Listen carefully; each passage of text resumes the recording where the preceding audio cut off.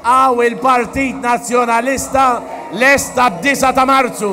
Għawnu il-Partit Nazzjonalista lesta d-9 ta' Marzu. Kien b'dan il-mod li l-kap nazzjonalista Lorenz Gonzi beda d-diskors tiegħu waqt il-mass meeting organizzat mill-Partit Nazzjonalista f'Ħażebbuġ. Lorenz Gonzi qal lill-partitarji li l-Partit Nazzjonalista se jersaq għall-elezzjoni ġenerali u jirbaħa għaliex fi kliemu flimkien kollox hu possibbli. Pass sad-9 ta' Marzu nersqu għal dik l-elezzjoni u nirbħuha ħbib tiegħi. U nirbħuha għax għandna messaġġ tajjeb għal poplu tagħna.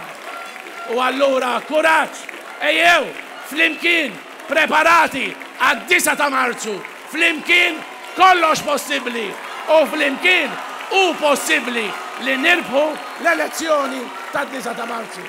Toni isteriku Lorenz Gonzi saħaq li pajjiżna m'għandux bżonn il-bidla. M'għandniex nagħmluha. Jekk din hija l-bidla m'għandniex nagħmluha. L-istess messaġġ twassal ftit minuti qabel mill-Viċi Kap Nazzjonalista Simon Busuttil li qal li pajjiżna m'għandux bżonn bidla fid-direzzjoni għaliex id-direzzjoni li qiegħed fiha hija tajba. Dan mhux mument illi narmu il-futur tagħna. U hekk jista' jiġri jekk 3 ġimgħat oħra nażlu li nbidlu d-direzzjoni kif qiegħed jagħmilha ċara il-Partit Laburista. Inkunu qed inbidlu id-direzzjoni minn direzzjoni tajba għal direzzjoni ħażina. Il-mass meeting f'Ħażebbuġ kienet okkażjoni oħra Lorenz Gonzi biex jgħid li mal-Partit Nazzjonalista ħadd ma jilab man-nar fejn tidħol il-korruzzjoni.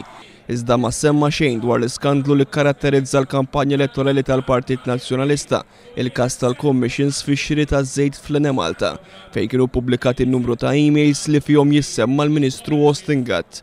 Minflok Lorenz Gonzi infex fattak fil-konfront tad-deputat mexxej Laburista Tony Abela, boħud mill-partitarji preżenti jinfexxu f'tajjir dispreġġattiv fil-konfront tiegħu.